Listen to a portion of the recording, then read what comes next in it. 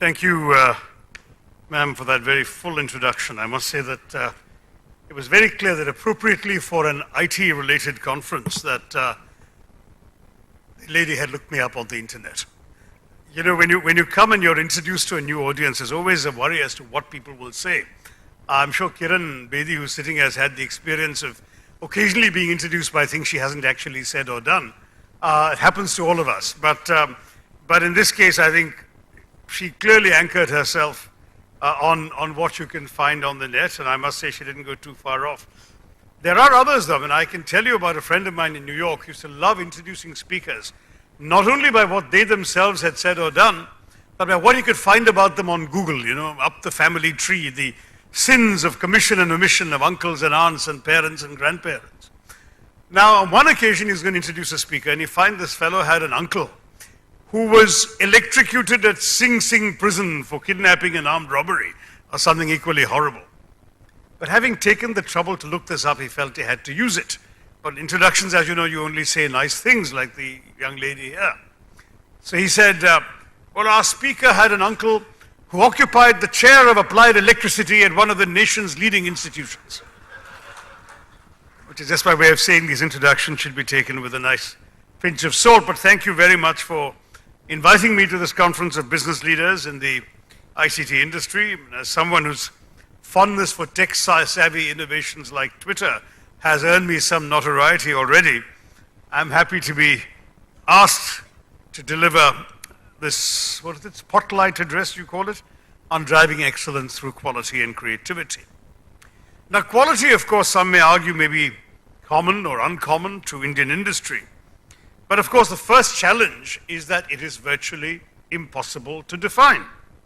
It's said that quality is something whose presence is never acknowledged, but whose absence is always noted. But then quality is rather like India. Anything I can tell you about it, the opposite is also true. So it's equally true that in our country, quality is often noticed and its absence is generally ignored because we take lack of quality for granted in our lives around us. Some speak of quality as a feeling rather than a measurable construct. Thus, an airline can advertise its quality not by indicators like the punctuality of its flights, the taste of its food, or the pitch between its seats, but by a slogan that says, "We love to fly and it shows." The ultimate conclusion then is that quality is not easily amenable to definition, but it's rather like pornography. You know it when you see it. And yet the idea of quality relates to something that is actually quite fundamental to humanity. Everybody here who's been a parent will know what I'm talking about. It emerges from a basic human desire to excel and to have those who are near and dear to us excel as well. The minute a baby is born, the mother's expectation changes immediately from just praying for a normal, healthy child to be born to wanting to develop the child into a superman or woman who would excel in everything that the parents could possibly hope the child could do. In other words, the moment we get a chance, the concept of quality touches our life, and we are inspired and motivated to raise the bar. You instinctively want to go beyond your current capabilities to target and achieve excellence. We're all like that, and therefore the desire for quality is inherent in all of us. Creativity, on the other hand, is supposed to be a well-known Indian quality. After all, what is the most famous Indian product globally? It's Bollywood. Creativity, right? All singing, all dancing, creativity. That's what India gets recognized around the world for. Indians are also known increasingly in the business world for jugaad, frugal innovation. You Google the words frugal innovation, and you'll find the first 20 hits will all relate to Indian ideas, Indian entrepreneurship, Indian businesses. In fact,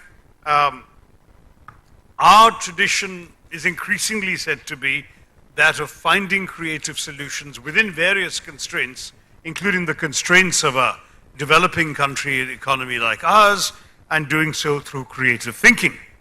India is known to have a competitive market for diverse products.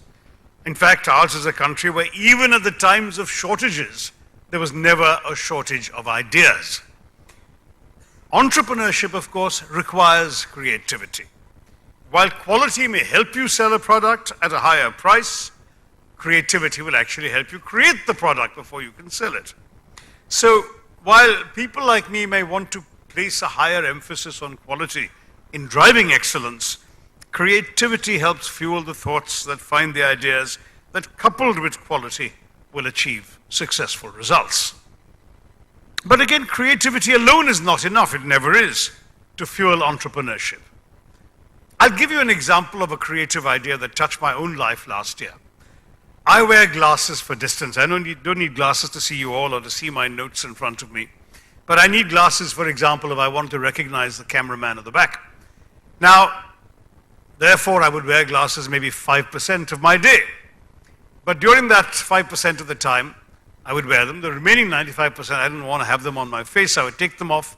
I would shove them into a pocket, bang into something. They would break. I would put them on my lap.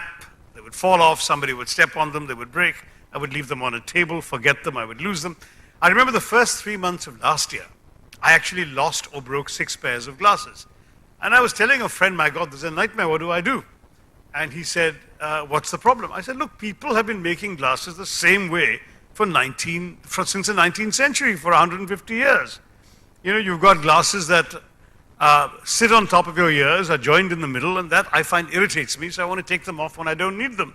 And when I take them off, inevitably something bad happens.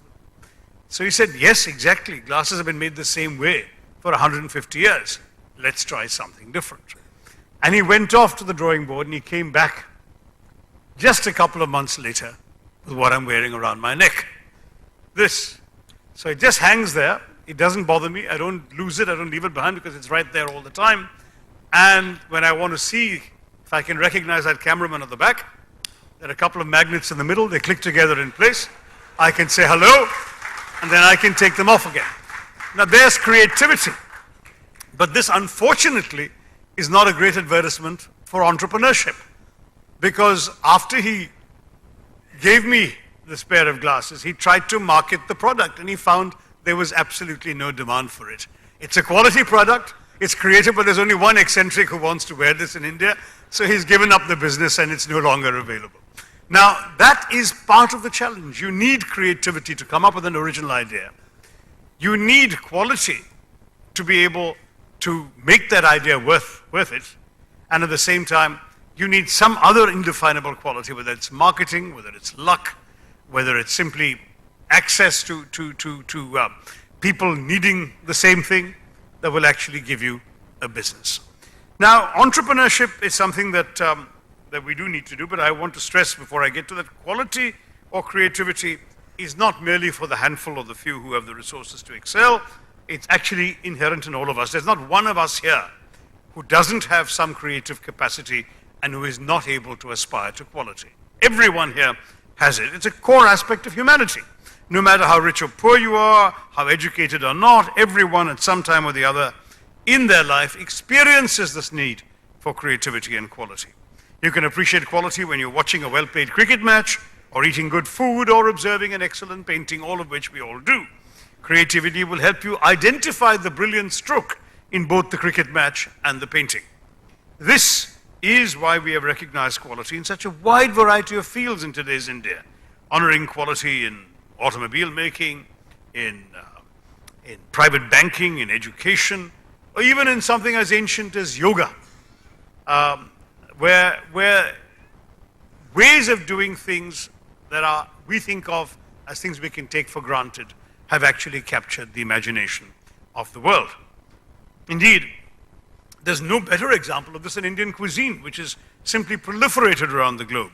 And as I often point out, creativity and entrepreneurship doesn't always involve quality, but it can have lasting effects. My favorite story in this regard is the story of the invention of chicken tikka masala. Do you know where that was invented? Not Mughal India. It was invented in the UK. Why? Because, as you all know, we have an Indian dish. There are all sorts of second-rate Indian restaurants all over England. And the Indian dish, chicken tikka, was very common. But one night in an Indian restaurant, and often in these English towns there are about 10 Indian restaurants on the same street. One night a bunch of drunken football hooligans landed up and ordered chicken tikka. The chef come owner made chicken tikka and brought it. And they all belligerently asked, where's the gravy? And this poor fellow was in no condition to argue with about 10 big, brawly, beefy, and not at all sober British hooligans. So he took the chicken tikka back into the kitchen rather than arguing that chicken tikka is a dry dish, poured some Campbell's tomato soup, sprinkled some spices, shoved it into the microwave, brought it out and said, here's chicken tikka masala. To his surprise, it was a huge hit. These guys loved it. Then they kept ordering it. When they went to other Indian restaurants, they ordered the same dish. Others wanted to have what these people were having, and the rate spread. Today, chicken tikka masala has been declared by a former foreign secretary of the United Kingdom as the national dish of Britain. Okay? Now there's Indian creativity in a foreign setting. Now, it lasted, it's creative, whether it's quality or not, I leave you to judge if you go to a British Indian restaurant. Now, as I'm sure you all realize today, quality is inspirational and motivational. Makes you a winner, it makes you appreciate winners. It implies a level of consciousness that comes from working for a higher goal and not just for a petty purpose. This is important for any individual, it's also important for any country, any corporation, any business. In my view, quality isn't just about excellence alone, it must emerge from the pursuit of excellence for a larger purpose than its own self. To attain true quality, we must set goals that go beyond our immediate needs. Creativity, even though more related to art forms, at least in the popular imagination, demands excellence sometimes. It's a subjective concept and sometimes it's not even valued in the system that produces us, the Indian education system. What do we find when we all go to school in India? Tremendous emphasis on rote learning. Listen to what the teacher tells you, regurgitate it in your examinations. Indeed, the examinations are the be-all and end-all of our process of learning. Independent thinking is usually discouraged, frowned upon. In fact, I would often say that the big difference in the college I went to was in school we were taught to answer the questions. In college, we finally started to question the answers. But not in every college, unfortunately, in India, does even that happen. And the emphasis on exams has another complication. First of all, people learn tricks about passing examinations. And I don't necessarily mean cheating. I mean, the odds are very safe that if a question came in last year's exam, it won't come in this year's. And I remember a dear friend whose son had just got his medical degree. And she said, oh, finally, my son is a doctor. My knees have been hurting for the last month. I've been waiting for you to get your medical degree. And he said, you know, Ma, the knee didn't come last year, so I didn't study it for final exam. I'll have to take you to another doctor. Now, I'm not joking. This is a true incident, but this is often what happens. Now, the truth is that the real examination called life is an examination that asks you questions you can't prepare for and you can't skip. And that's something that somehow much of our Indian education system misses out on. Because we are shoving into kids all the facts they can get from the textbooks and the lecturers' notes, which gives you a well-filled mind. But in the 21st century, you don't need a well-filled mind. You've got Google. If you want to look up anything, you can find it very quickly. What you need is a well-formed mind. You need a mind that is not well-filled, but well-formed, a mind that is capable of understanding unfamiliar problems, digesting unknown bits of information, finding creative solutions to unexpected dilemmas and problems, and then launching them forward. That is what entrepreneurship requires, and that is where both creativity and quality are so essential, which we don't, in my view, do enough to instill in our children. Einstein, no less, once said that the mark of a truly educated mind reflects what is left behind after you've forgotten everything you studied for your examinations. That is something that we in India need to understand some more. Now, what kind of quality will bring out the best in all of us as a country and aid in the resurgence of India? As the well-known management and quality expert Philip Crosby said, and I'll quote, "Quality is the result of a carefully constructed cultural environment. It has to be the fabric of the organization, not part of the fabric." Now, I say this because I've already argued that our culture isn't doing enough to encourage creativity and quality. which means you as business leaders, as entrepreneurs, as people driving entrepreneurship, need to build this in to the fabric of your organizations and your institutions. And frankly, this applies to our country as well. In my view, quality has to be woven into the fabric of the Indian nation, and it's not entirely there. Creativity and quality. Now, in what way can we pursue both of this in the context of the visible realities that our country is facing today and tomorrow? To my mind, there are at least three aspects that are worth thinking about today, which can help in the resurgence of India and bring us into the next decade with confidence. The first is sustainability. We really need to emphasize quality in the pursuit of the noble cause of preserving our earth. Every human being will want this, since none of us is exempt from vulnerability to the ravages and the vagaries of the environment. Every person can identify and relate to both the destructive and the necessary reviving forces around us. Kiran and I are breathing every day the air of Delhi. You should, if possible, avoid Delhi in December and January, because the air is positively dangerous for your health. Calcutta used to be just as bad not long ago. You seem to be marginally better now. But we are now breaking all global records in air pollution in Delhi. Now, this is not sustainable. There are articles in newspapers about children with birth defects emerging in the world because of the quality of the air. We can't afford to do this. Every person should be able to identify and relate to the destructive dangers that this implies. We hear, of course, of idealistic school children and concerned adults, government bureaucrats and NGO workers, technologists and economists, all looking at this with great vigor and passion, and the media is full of stories, but who's actually doing anything about it? We are engaging large sections of opinion in our country, but we have to not only raise public consciousness, but we have to steer the tenor of the debate beyond the sterile dogmas of received positions. Very often the conventional wisdom may have the merit of being right, but it is by definition rarely original or creative and cannot cast light on new ways forward of finding solutions. So we need to think afresh. That's where the creativity comes in, to come up with innovative approaches and to educate the media, civil society, and politicians on what exactly is at stake and why new ideas are necessary. Quality solutions in a democracy like ours require a quality debate, and it requires an attitude change and behavioral change in all of us that frankly is simply not forthcoming. We accept too much. We take things for granted too much. Now, the pursuit of quality actually requires, let's face it, enlightened leadership. Do we have that? Across the board, I'm not just referring to political leadership, leadership in society, leadership in businesses. There's a marvelous story of a character called Alexandre Auguste Ledru Rollin. He was a 19th century French politician who became the interior minister in the provisional government that was created in Paris after the revolution of 1848. Now, Ledru Rollin looked out of the window one day during the tumultuous events of that time, and he saw a mob rushing past in the street. He promptly headed for the door saying, "I am their leader, I must follow them." That's one kind of leadership. There are leaders who see what the mob wants and follows them. But given the fact that this incident is the only thing for which Mr. Ledru Rollin is remembered in history, it suggests that it's not the most effective or enduring kind of leadership. By and large, a leader is expected to take the initiative, to lead, even if from time to time, a good leader must also know how to be a good follower.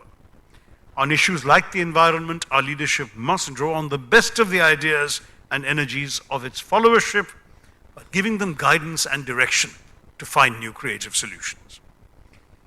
And it is creativity, ultimately, that will guide us in identifying new and sustainable solutions to the problems that face us today. For instance, the crisis in the power sector calls for discovering and developing alternative sources of energy that will supplement us and our needs for tomorrow. We have to look for creative sources. We can't be reliant indefinitely on petroleum products and coal alone. And we have the ability, for example, look how China has made such strides on solar energy. The one thing we do get a lot of in our country is sunshine. We also have areas of our country we get a lot of wind. Why don't solar energy and wind power take a much larger place in our energy mix? Partly because we are not taking enough initiatives to be creative, to move beyond the way things have always been done in the past. Effective leadership requires innovation in the thought process. We need to extend assistance to those who are facing these problems, but we also need to think for ourselves what in the end will be of greatest sustainable value. Petroleum is currently going through a price slump. Tomorrow it may rise again. In 15 years it may be gone altogether. Are we just going to keep on carrying on that way? Coal. Maybe we should be continuing to use coal because we have so much of it, but we're actually importing coal in order to pollute our own environment. These are real questions we need to ask, how we can do differently as a country. And I would challenge entrepreneurs and would-be entrepreneurs in this audience to find these creative solutions and take advantage of the opportunities that are available and that are implied. Second, I see quality impacting our collective lives. At the political level, we equate quality with good governance. Developing and preserving good governance is essential for our country. We hear it very often from the Prime Minister. It must become the passion of every government, central or state. Good governance has to transcend all administrative frontiers, whether dealing with infrastructure, whether dealing with simple issues of growth, whether dealing with the management of people's lives. Good governance basically involves applying quality standards to the process of delivering services to the public, and where the existing ways aren't delivering those services, it requires creativity as well. Those two phrases in my topic. So it requires politicians of all parties to recognize the importance of working together to achieve these common goals. And in my view, we need to groom the young leaders young. I've had the occasion of interacting with many potential future leaders of India in an assortment of forums. I've been impressed with the enthusiasm and the enterprise shown by so many young people in dealing with the problems of our country. They have ideas. This is now a young country. 50.1% of our nation is under 25. So anybody here over 25 is already part of a minority. You have to understand, this is their land now, and not to involve the young in finding creative solutions, in reaching out to aspire for quality, would be a very, very big mistake indeed. But this also means that the leaders of tomorrow will need to know how to live with change in a varied world, and how to live with contradictions. I mean, as an Indian who makes speeches a lot, I often talk about the paradoxes of India. You know, we like to think of ourselves as an ancient civilization, but we're also a young republic. Our IT experts like you are striding confidently into the 21st century, but much of our population still seems to be living in each of the 20 other centuries. And what's interesting, however, is not just these paradoxes. It's the way in which the opposites coexist quite cheerfully. You know, one of my favorite images of India is one that went around the internet during the last Kumbh Mela. You know, whenever the Kumbh Mela happens, people love taking photographs of all these naked sadhus and so on, and they zing around the net. And here's this classic picture of a naked sadhu right out of central casting, right? He's got matted grey hair, wispy beard, broken teeth, wart on his face, Rudraksha mala around his neck, completely bare torso.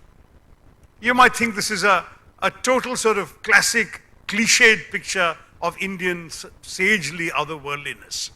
But in this photo from the Kumbh Mela, this naked sadhu is chatting away on a mobile phone. Now, I even suggested this actually to the publishers of my last book of essays on India, The Elephant, the Tiger, and the Cell Phone, as a perfect cover image. But they assured me it was so well known it had become a cliche. But I think now people have already forgotten it, since judging by some of your reactions, you haven't seen it.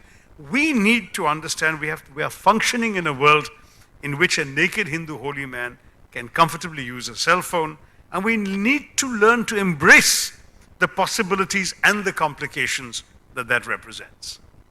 So creativity in leading such an India and finding governance solutions for such an India is to look for innovation in policy initiatives, in administrative activities, in information platforms, to communicate effectively with our citizens. That's why I went to Twitter first, because it was an interactive forum. It was not just either a one-way broadcast medium, nor was it one where only one interviewer can question you and nobody else can ask anything. Here it's open. Every exchange is subject to further interrogation by random members of the public. And I thought there's a way in which politicians can be accountable in the 21st century. One can see how e-governance and social media become such important platforms more and more for reaching out to stakeholders. A leader needs creativity to identify emerging problems and establish safeguards before it becomes a crisis. Creativity in many ways is what governance for the future demands of us and requires of us. I offered you 3 thoughts on this, and the third is that we must pursue the idea of identifying quality solutions across the board to pretty much all our long-standing national problems, whether it's clean drinking water, clean air that I've talked about already, energy sufficiency that I've mentioned, affordable housing, good health and education. All of these are problems we've had since the moment of independence, if not earlier. We still haven't solved the basic fundamental challenge of providing the Aam Aadmi with roti, kapda and makan. And I might add with pani, kitab and kaam or naukri as well to this list. We need to find creative ways to tackle these problems, solve them. The need is imperative. Meeting these goals cannot go on indefinitely being postponed. India has to tackle and solve these problems. And to do it, we need creativity and we need to seek quality. The fact is it can be done and we Indians can do it. When the great industrialist Jamshedji Tata was denied admission to Pike's Hotel in Bombay at the peak of the British Empire, what did he do? In fact, they had a sign saying Indians and dogs not allowed. He was thrown out. So instead, he built a grander, more opulent hotel that was open to Indians, the Taj Mahal Hotel. The Taj, of course, became one of the finest hotels in the world, whereas Pike's Hotel has long since closed. When the same Mr. Tata set up India's first ever steel mill in the face of implacable British hostility in 1905, a senior British official in Delhi, an imperial official, sneered that he would personally eat every ounce of steel that an Indian was capable of producing. It's a pity he didn't live long enough to see the descendants of Mr. Tata taking over what remained of British steel through Tata's acquisition of Chorus, would certainly have given him a bad case of indigestion. So, in other words, in today's 21st century globalizing world, it's time to set aside the old stereotypes of who can and who cannot excel at what in our globalizing world. Quality knows no national boundaries. The smartest executive jets today are made by Embraer of Brazil, not by some American company. The tallest building in the world is currently in Dubai, and it overtook the previous tallest building, which was in Taipei, and that overtook the previous tallest building in Malaysia. The world's biggest plane is being built in Russia and Ukraine. The world's largest Ferris wheel is in Singapore. The world's biggest shopping mall used to be America, now it's in Beijing. The number 1 two-wheeler manufacturer in the world is not some Italian company, but India's Bajaj. And the country which is the world's largest consumer of gold, accounting for 20% of the world's consumption, is of course India, where demand for the metal has now increased at an average rate of 13% per year over each year of the past decade. Now there's an emphasis on quality and creativity, mainly of course in the making of jewelry, but one might argue a lack of creativity in continuing to sink so much of our national wealth in this shiny metal. But anyway, I suppose that doesn't surprise anyone. But here's something that once might have. A couple of decades ago, you couldn't have imagined an Infocom conference in India. No one would have mentioned India and high technology in the same breath. The migration to America of a number of Indian engineers from the 1960s onwards helped create a new perception of India amongst those with whom they worked. The engineers, of course, had been well trained in the IITs and the NITs and the RECs and so on. And they excelled in the creative freedom afforded to them in the US.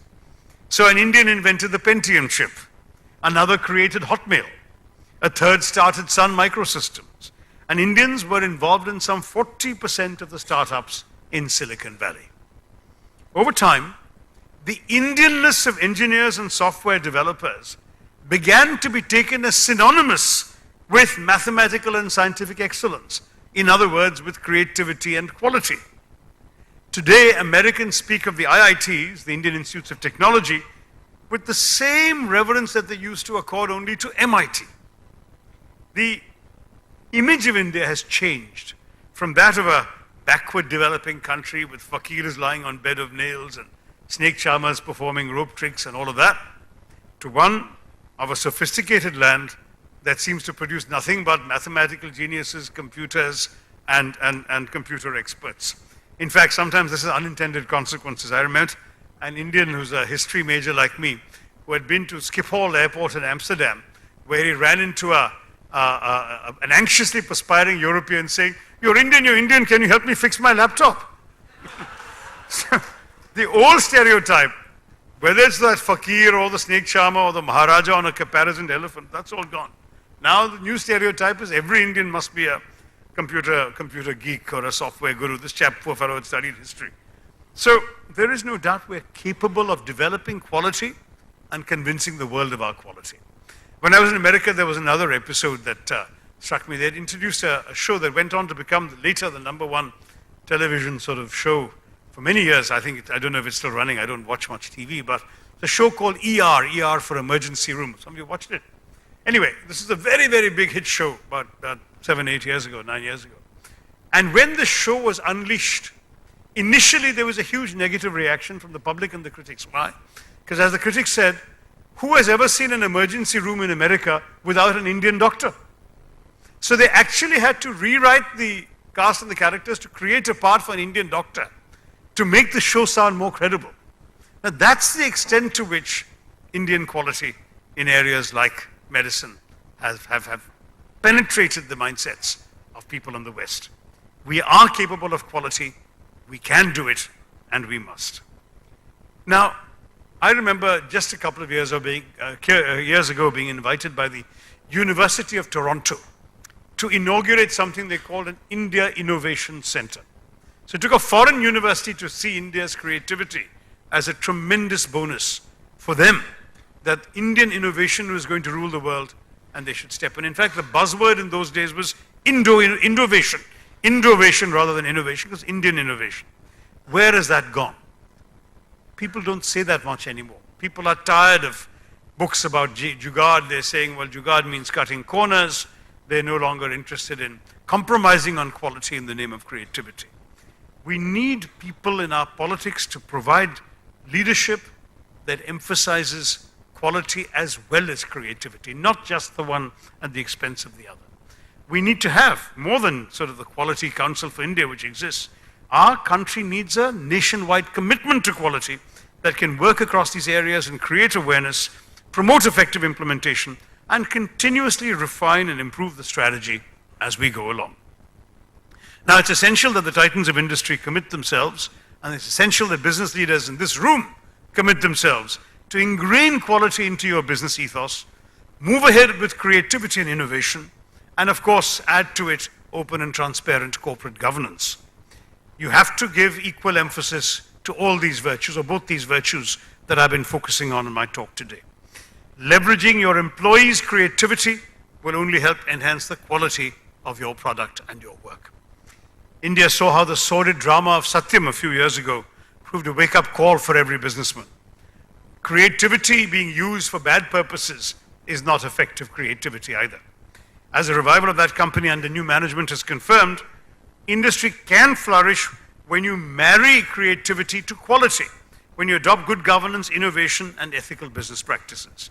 That's the proven formula to stay ahead of the competition. There's a slogan that quality is free.